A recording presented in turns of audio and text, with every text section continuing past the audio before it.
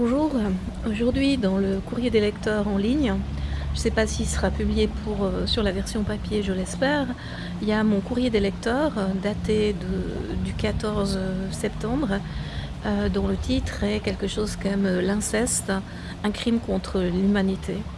Comme j'ai déjà transmis à plusieurs contacts et gens qui œuvrent pour les enfants mon texte, j'ai déjà des retours et je voudrais rajouter ceci.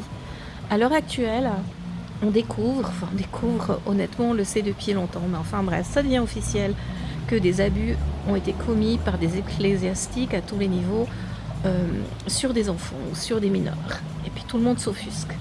C'est tout à fait vrai qu'il y a de quoi s'offusquer, mais dans le même Nouvelliste, si vous allez en ligne, les courriers du lecteur ne sont pas protégés, ça veut dire que sans être abonné, vous avez le droit de les lire. Il y a quelqu'un d'autre qui a écrit un texte que je trouve très juste, qui écrit « Alors maintenant, on va bouffer du curé ». Donc à l'heure actuelle, les anti-églises, les anti-ecclésiastiques et les gens qui n'ont aucun attrait pour la religion et qui n'ont pas de foi dans ce domaine-là, se frottent les mains parce qu'on peut enfin dégueuler sur l'église. Je le dis comme je pense.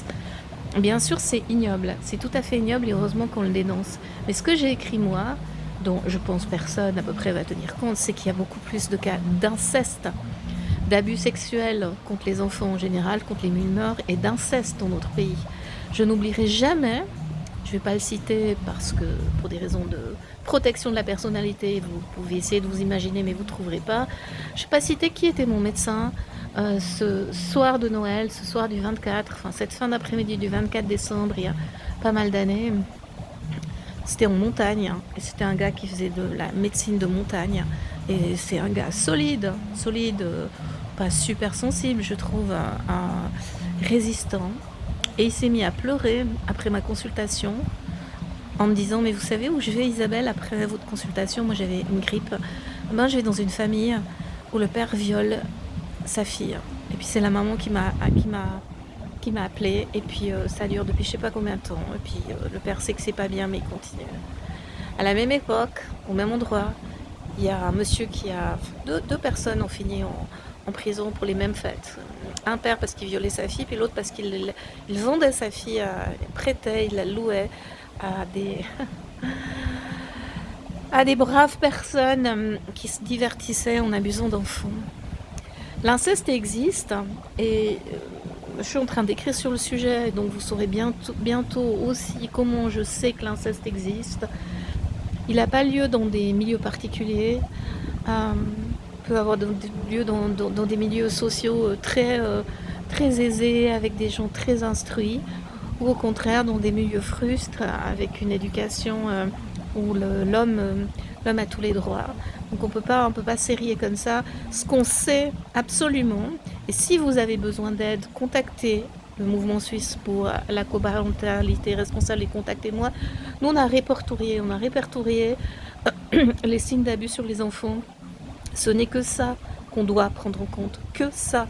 Pas le fait de regarder si dans l'entourage de l'enfant, il y a quelqu'un qui aurait le profil de l'emploi, et puis si la personne incriminée, si on a une, eh bien si on peut l'imaginer en train de faire ça, parce que toute personne normalement constituée, c'est-à-dire d'un cerveau et d'un cœur, ne peut pas s'imaginer qu'un autre adulte est en train d'abuser d'un enfant, c'est pas possible. Donc on voit pas ça en regardant les gens, on le voit sur les enfants.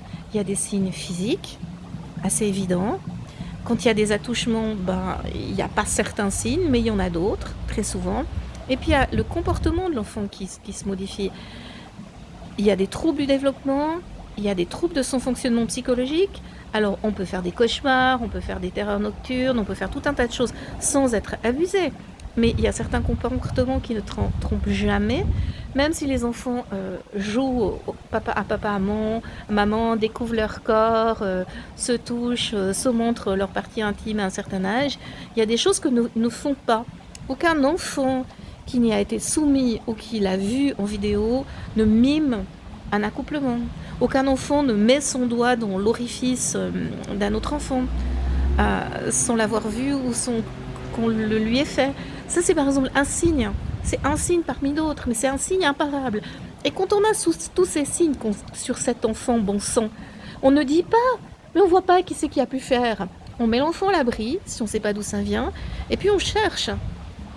Voilà, c'est mon coup de gueule de la journée parce que c'est un sujet qui me tient tellement à cœur que j'ai déjà commencé une formation dans le domaine, que je la poursuivrai l'année prochaine parce qu'il y a tellement de gens inscrits qu'il me faut attendre un peu, qui a lieu en France et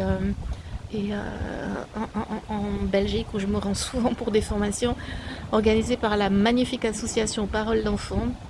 Non, oui, Parole d'enfant, pardon.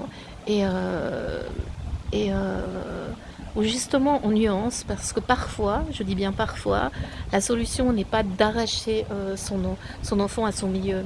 On peut éduquer les gens, on peut les accompagner, on peut les soutenir. Mais en tout cas, la chose qu'on ne peut pas faire par dignité, par courage, parce que on est des adultes, nous, et c'est nous qui tenons le monde, en tout cas qui sommes censés le tenir, on ne peut pas faire comme si ça n'existe pas. Voilà. Je vous souhaite une bonne journée, je vous souhaite d'ouvrir les yeux, je vous souhaite d'ouvrir votre gueule si vous voyez quelque chose qui ne va pas. Je vous souhaite de ne jamais avoir devant vous un enfant qui se fait humilier par son parent, par exemple, sans réagir, parce que les enfants ont besoin de notre protection. C'est comme ça qu'ils pourront se développer. Isabelle Hustinard-Souber, thérapeute, médiatrice, intervenante aux conflits familiaux et présidente du mouvement suisse pour la coparentalité responsable. Merci de vous soucier des plus faibles d'entre nous.